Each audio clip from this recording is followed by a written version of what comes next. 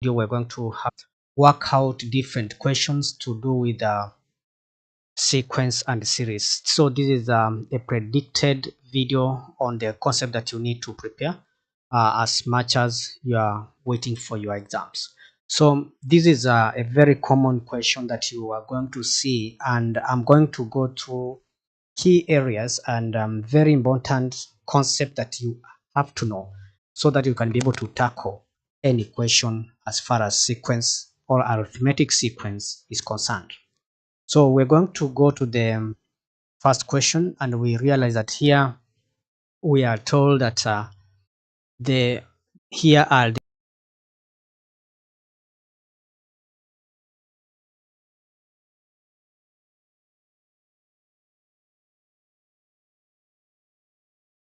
first four terms in an arithmetic sequence, and we have the terms as 3, 7, 11, and 15. So you realize that this one can be considered as the first term, and we can be able to get the common difference. What do we need to add to move to the next term? It's 4, so our common difference is actually 4. Then we are told that the last term of the sequence is x, and the sum of the terms of the sequence is 7,260. We're supposed to find the value of x, whereby we're going to show all our algebraic workings clearly so that we can be able to earn all the marks. So we need to remind ourselves that the sum of a given number of terms is given by this formula. So since in this question we know that we have the first term, we have the common difference, and we have the sum of n terms, we can be able to substitute what we have into the equation, and we shall form an equation which we are going to solve. So if you realize at this particular point we're going to have 6, and this is going to be n minus 1 into 4 equals to 7260. Then if we simplify what's inside the bracket, we're going to have what? We're going to have this as, then if we multiply both sides by 2, we're going to remain with that, and now we have a quadratic equation which can be solved either by completing the square method, or you can be able to use a quadratic formula for simplicity. So in this case, let us use a quadratic formula in order to solve this. Now using quadratic formula to solve this, we need to identify the value of a, the value of b, and the value of c. And in this case, our value of a is actually 2, the value of b is positive 1, and the value of c is 7,260. So that according to the quadratic formula, you start by minus b, and our b is 1, so it is going to be -1 plus or minus into square root of that.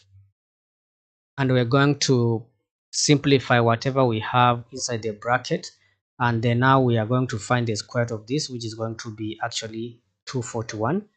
Now we are going to have two answers at this point, so you are going to be very careful the way you are going to pick the values.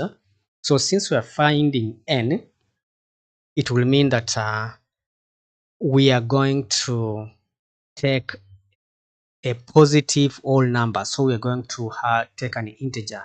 So let me just reduce space so that we can be able to have somewhere to write.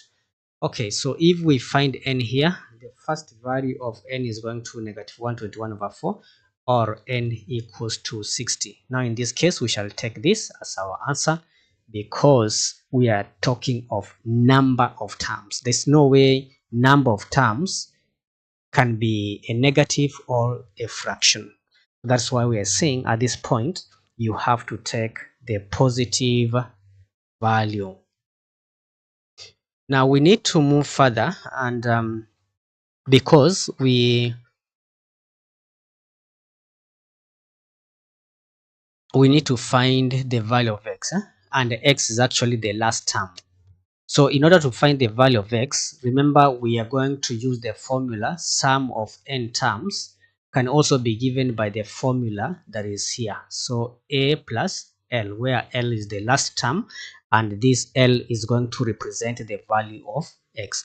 but we know the sum of all of those terms are 7260, and n in this case is going to be 60. So we are going to substitute what we have into the formula and then 7260 at this particular point, which is going to translate to divide by that both sides, and this going that and that will commit suicide, and we're going to remain with 3 plus L equals to, using our calculator, let us try to use our calculator.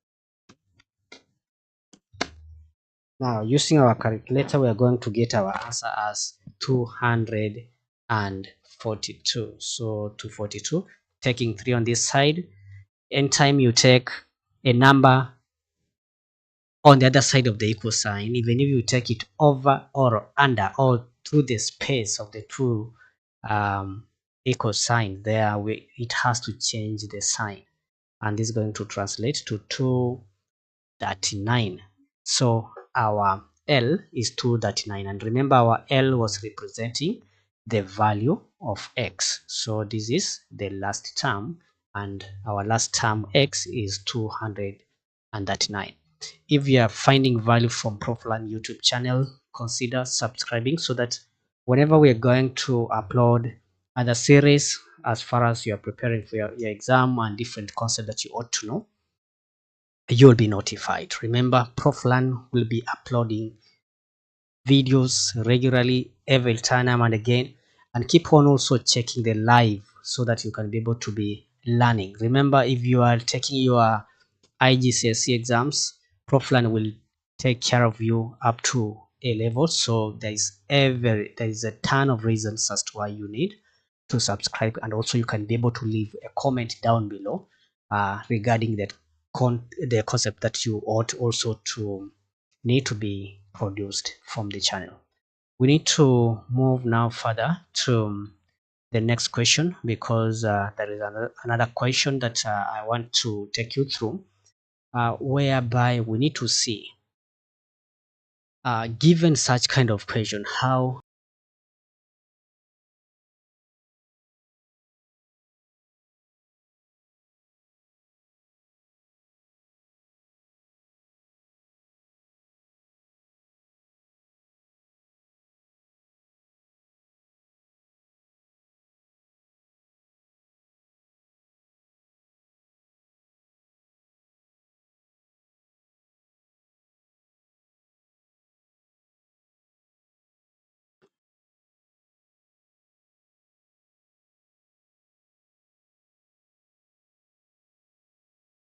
welcome to another tutorial of Proflan.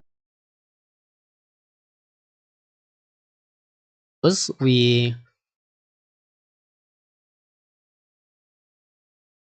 need to find the value of x, and x is actually the last term. So in order to find the value of x, remember we are going to use the formula sum of n terms can also be given by the formula that is here. So a plus l, where l is the last term and this l is going to represent the value of x. But we know the sum of all of those terms are 7260, and n in this case is going to be 60. So we are going to substitute what we have into the formula and then 7260 at this particular point, which is going to translate to divide by that both sides, and this going that and that will commit suicide, and we're going to remain with 3 plus L equals to, using our calculator, let us try to use our calculator. Now, using our calculator, we are going to get our answer as 242. So 242, taking 3 on this side. Anytime you take a number on the other side of the equal sign, even if you take it over or under or through the space of the two equal sign, it has to change the sign, and this is going to translate to 239. So our L is 239, and remember our L was representing the value of x. So this is the last term, and our last term x is 239. If you are finding value from Proflan YouTube channel, consider subscribing so that whenever we are going to upload other series, as far as you are preparing for your exam and different concepts that you ought to know, you'll be notified. Remember, Proflan will be uploading videos regularly every time and again, and keep on also checking the live so that you can be able to be learning. Remember, if you are taking your Igcse exams, Proflan will take care of you up to A level. So there is a ton of reasons as to why you need to subscribe, and also you can be able to leave a comment down below regarding the concept that you ought also to need to be produced from the channel. We need to move now further to the next question, because there is another question that I want to take you through, whereby we need to see, given such kind of question, how are you going to approach it? Because we say this is going to be a one-stop shop for sequence and series. You are told the sum of the first 80 terms of an arithmetic series is 470. So from there, you need to remember that the formula you need to use is S equals to n over 2 into 2a plus n minus 1 into d. Also, we are told that the 750th term, so this one we are going to use the nth term, and then the sum of the first x terms of s is 171. Then we're supposed to find the value of x. So I'm going to break down the way you are going to approach this question from the word go, because we know the 80 terms, it means n is going to be equivalent to 80. So writing the formula for sum of n terms, 80 is going to be the value of n, and then we're going to substitute into the formula, and we shall see that is equivalent to 470. Then we can now simplify whatever we have so that we can form an equation, and we can say this is now equation number 1. Then going to the information given at this particular point here, 7th term, we are going to use the nth term formula. So you need to have a clear understanding when to use the sum formula and nth term formula. So here we are also going to have the second equation. So we have two simultaneous equations which we are going to solve. So this means you need to understand how to solve simultaneous equations, either using elimination or substitution. So we can now say solving equation 1, now solving equation 1 and equation 2. Now what I need to do is to multiply the second equation by 2. So if I multiply the equation 2 by 2, it will be 2a plus 148b equals to 29.